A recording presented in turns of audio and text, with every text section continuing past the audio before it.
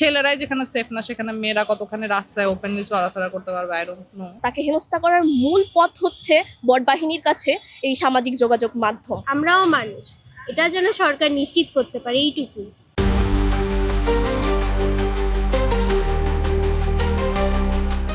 নবনির্বাচিত তারেক রহমানের নেতৃত্বাধীন সরকারের কাছে নারীদের প্রত্যাশা কি?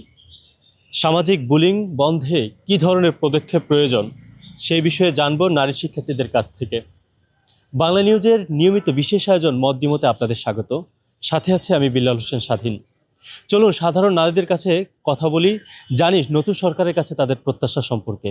ঢাবিতে আমাদের ক্যাম্পাসে একটা ঘটনা ঘটে গিয়েছিল যে দুজন নারী গিয়ে আমাদের ক্যাম্পাসে সেহরির পরে এসেছিলেন। এখানকারই কোনো একজন স্টুডেন্ট যে কিনা তাদেরকে গায়ে হাত দিয়েছে, আঘাত করেছে, তাদেরকে খুব অকথ্য ভাষা গালিগালাজ করেছে।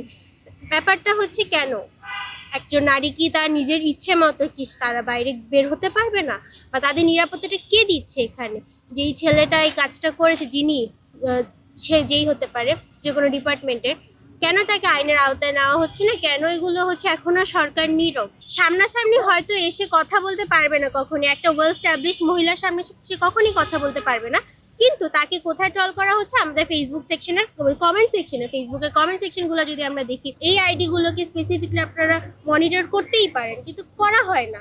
তো এই জায়গা থেকে আমার মনে হয় যে সাইবার বুলিংয়ের ব্যাপারটা, যে কমেন্ট সেকশনটা মনিটর করলে আপনারা দেখতে পারবেন কয়টা আইডি আছে, আইডিগুলো কার, খুব ইজিলি আমাদের সরকার বের করতে পারে, তো করছে না। আমাদের করার অনেক কিছু আছে, সরকারের অনেক কিছুর দিকে নজর দেওয়া উচিত, কিন্তু দিচ্ছে না। এখন নতুন সরকার, আমরা আশাবাদী, আশা করি ভালো কিছুই হবে। আমরা চোখের সামনেই পরপর এই কয়েকদিনেই দেখতে পাচ্ছি যে এত বাজেভাবে আমরা নারীরা হেনস্থা হচ্ছি, সেগুলো অ্যাকচুয়ালি বলার বাহিরে। রেপ থেকে শুরু করে আপনি দেখতে পাবেন সবভাবে, সাইবার বুলিং বলেন বা সামনাসামনি বলেন, যেভাবেই বলেন। আশা করব নতুন সরকার মাত্র গঠিত হয়েছে, তার সবটা গুছিয়ে উঠতে একটু সময় লাগছে। সে অবশ্যই নারীর অধিকার যাতে ঠিকভাবে রক্ষা হয় সে স্বার্থে কাজ করে যাবেন। যখন একজন ইন্ডিপেন্ডেন্ট নারী কোনোভাবে তাকে হেনস্থা করা যাচ্ছে না, তাকে হেনস্থা করার মূল পথ হচ্ছে বড়বাহিনীর কাছে এই সামাজিক যোগাযোগ মাধ্যম। তো আমি সরকারের কাছে এটা বলবো যে সামাজিক যোগাযোগ মাধ্যমে যেন জবাবদিহিতামূলক যে ব্যবস্থা আছে সেটা চালু করা হয়, আইনি পদক্ষেপ আরও দৃঢ় করা হয়, এবং চাইলেই এই সাইবার বুলিংয়ের এই জিনিসগুলো বাদ দেওয়া যাবে একটু নজরদারির মাধ্যমে, যেটা তারা করতে পারবেন আশা করছি। আমি চাবো তারা খুব দ্রুত যেন এগুলো করেন, আমাদের নারীরা যেন আর এত বাজেভাবে হেনস্থা না হয়, তারাও যেন তাদের ইস্তেহারগুলো এসব গুরুত্বপূর্ণ ভূমিকা পালনের মাধ্যমে তাদের প্রমাণ দেয় হ্যাঁ তারা তাদের কাজগুলো করেছে। যে কোনো দিকে, সব দিকে তাকালেই দেখা যায় নারীদের উপর বিভিন্নভাবে নির্যাতন করা হচ্ছে, বিভিন্নভাবে হ্যারাস হচ্ছে, সাইবারভাবেও হচ্ছে এবং অফলাইনেও হচ্ছে এরকম।